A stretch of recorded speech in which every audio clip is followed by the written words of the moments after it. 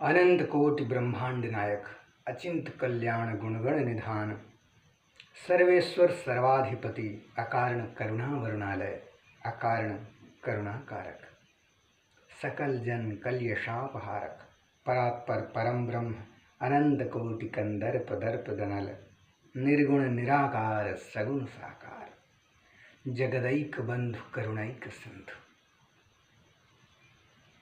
सच्चिदानंद घन परमात्मा श्री कृष्ण एवं श्री राधा रानी के युगल चरणार बिंदुओं में दास का बारंबार प्रणाम। समुपस्थित भागवत कथा अनुरागी सज्जनों एवं भक्तिमयी मातृशक्ति भगनी बांधवों, सिया राम मैं सब जग जानूं, सिया राम मैं सब जग जानी, करहूं प्रणाम जोर जोर पानी। आइए आप सभी का स्वागत है। आइए श्रवण करते हैं श्रीमद् भागवत कथा के महात्म का पहला चरण। सच्चिदानंद रूपाय विश्वोत्पत्त्यादि हेतवे तापत्रय विनाशाय श्री कृष्णाय वयं नमः। जो सत्य है, सच्चित और आनंद अर्थात सत अर्थात सत्य, चित अर्थात प्रकाश और आनंद भगवान स्वयं श्रीमन्नारायण वासुदेव श्री कृष्ण। जो सच्चित आनंद है, सच्चिदानंद रूपाय विश्वोत्पत्त्यादि हेतवे, जो विश्व के उत्पत्ति पालन एवं संहार के एकमात्र हेतु हैं। सच्चिदानंद रूपाय विश्वोत्पत्त्यादि हेतवे तापत्रय विनाशाय। तापत्रय, तीन प्रकार के ताप हैं। कौन कौन से? दैहिक ताप, दैविक ताप और भौतिक ताप। इन तीनों तापों को हम समझ लेते हैं। दैहिक ताप किसे कहते हैं? जैसे आपके शरीर में किसी प्रकार की कोई व्याधि या रोग हो जाता है तो उससे मिलने वाला जो ताप है या दुख है या क्लेश है, उसे दैहिक ताप की श्रेणी में रखा गया है। इसके अलावा दैविक ताप, दैविक ताप समझिए कोई किसान है, किसान ने बहुत सुंदर फसल बोई, खूब अच्छी लहलहाती फसल हुई, लेकिन अतिवृष्टि या ओलावृष्टि के कारण जब वह फसल नष्ट हो जाती है और इसमें किसी व्यक्ति का कोई दोष नहीं होता तो दैविक ताप इसे कहते हैं। तो इससे जो क्लेश व दुख उत्पन्न होता है उसे दैविक ताप कहते हैं। और तीसरा है भौतिक ताप।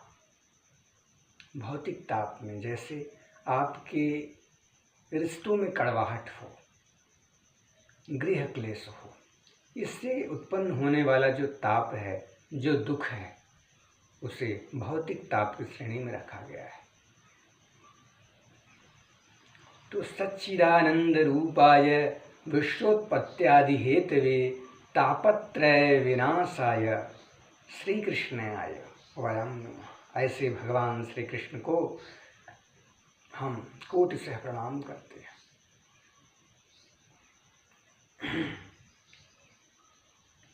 यं प्रव्रजन्तमनुपेतमपेतकृत्यं द्वैपायनो विरह कातर आजुहाव पुत्रेति तन्मयतया तरवोऽभिनेदु स्तवं सर्वभूतहृदयं मुनिमानतोऽस्मि।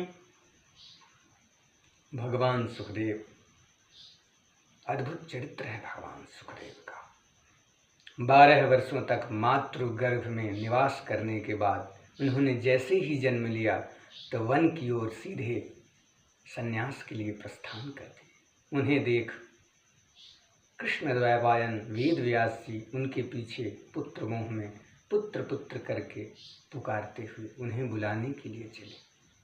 जब उनकी तरफ से कोई उत्तर नहीं मिला तो वन के वृक्षों ने उत्तर दिया कि हे परम ज्ञानी वेद व्यास जी, आप तो महाज्ञानी हैं, हमें देखिए, हम तो जड़ योनि में प्राप्त होने के बावजूद हमें प्रतिवर्ष न जाने कितने फल लगते हैं और प्रतिवर्ष गिर जाते हैं, हम उनका मोह नहीं करते।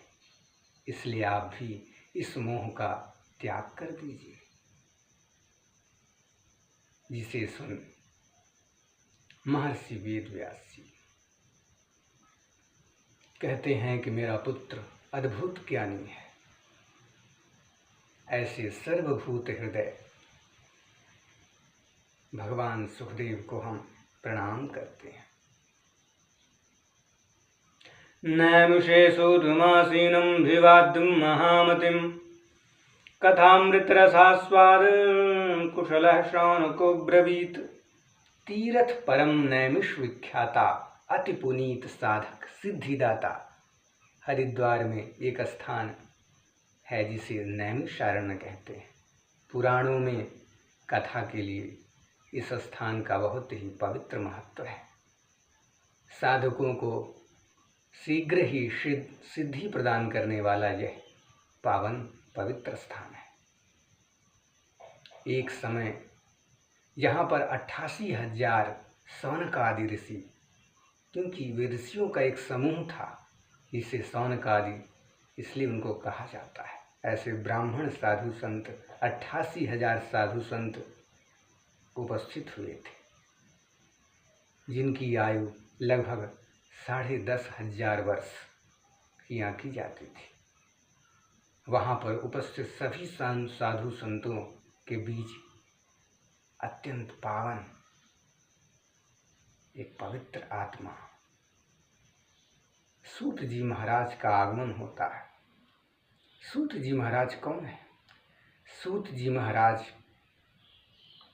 रोमहर्षण सूत जी के पुत्र हैं, इसलिए इन्हें रोमहर्षणी भी कहा जाता है।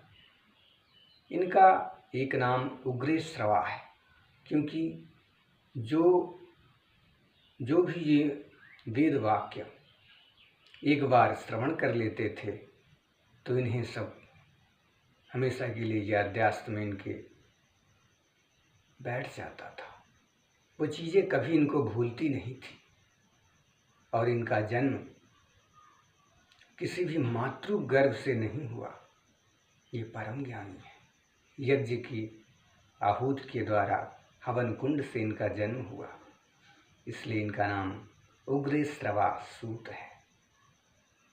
यहाँ पर एक बात आती है तो उन्हें देख के समस्त जो 88,000 साधु संत हैं वो उठ खड़े होते हैं। सूत जी महाराज सभी को रोकते हैं, क्योंकि इनकी आयु 20 वर्ष ही है। ये रोकते हैं कि नहीं नहीं, हे साधु संत महात्माओं, आप ऐसा ना करिए। मैं तो आपसे आयु में बहुत ही छोटा हूँ, मैं आपके नाती पोतों के समान हूँ। यहाँ पर एक श्लोक आता है, धन वृद्धा बल वृद्धा आयु वृद्धा तथैव च ते सर्वे ज्ञान वृद्धस्य किंकरा किंकर। कोई धन में, कोई धनवान है तो कोई आयु में, कोई धन में बड़ा है, कोई बल में बड़ा है, कोई आयु में बड़ा है, लेकिन जो ज्ञान में बड़ा है वो सबसे बड़ा माना जाता है। इसलिए सूत जी महाराज परम ज्ञानी हैं। उनके सम्मान में सभी साधु संत महात्मा खड़े हो जाते हैं और कहते हैं, हे सूत जी महाराज, अज्ञान ध्वांत विध्वंस कोटि सूर्य समप्रभा सूताख्या ही कथा सारम मम कर्ण रसायन। अज्ञानता के सामने आपके ज्ञान का प्रकाश करोड़ों सूर्य के समान है।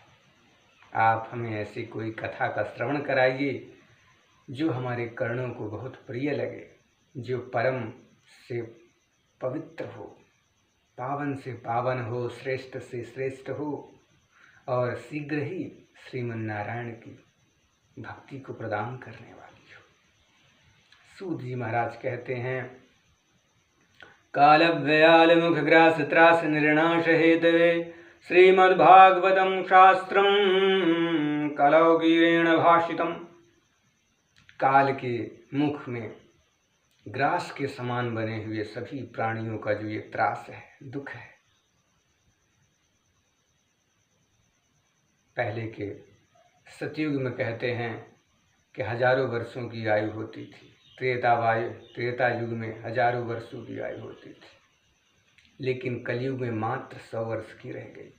और जो वर्तमान कलयुग है, इसमें अगर आप गौर करें तो अब हम कह नहीं सकते कि आज हम हैं और कल हम रहेंगे कि नहीं रहेंगे। अधिकतर देखा जाता है कि जो नौजवान हैं, नवयुवक हैं, उनकी 20 से 30 वर्ष में अधिकतर हृदयघात हो रहे हैं आजकल। आज कोई आपके साथ है, आपका मित्र, कल नहीं रहेगा। आज मैं हूँ, कल नहीं रहूँगा।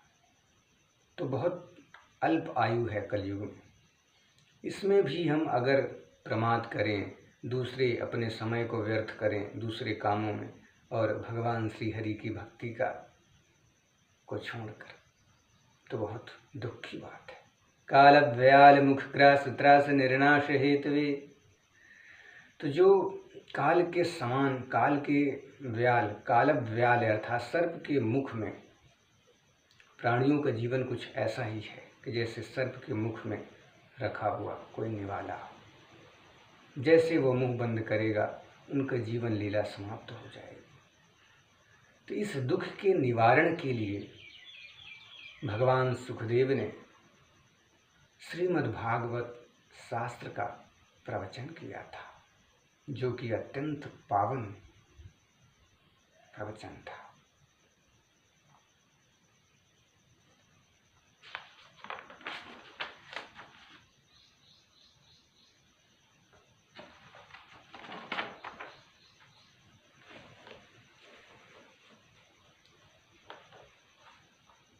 जन्मांतरे भवेत पुण्यम तदा भागवतम लभेत।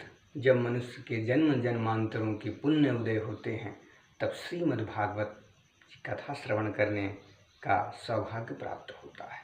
सुखदेव जी महाराज राजा परीक्षित को जब यह कथा सुना रहे थे, उस समय कुछ देवता गण आए और हाथ में अमृत कलश लेकर आए। उन्होंने भगवान सुखदेव को प्रणाम किया और कहने लगे, हे महाराज सुखदेव, आप यह जल राजा परीक्षित को पिला दीजिए, जिससे वो दीर्घजीवी हो जाएंगे, अमर हो जाएंगे, और जो उसके बदले में हमें कथामृत का रसपान करा दीजिए। लेकिन भगवान सुखदेव ने उनको अभक्त जाना कि वो व्यापारिक बुद्धि से अदला बदली करने आए हैं। भला कहीं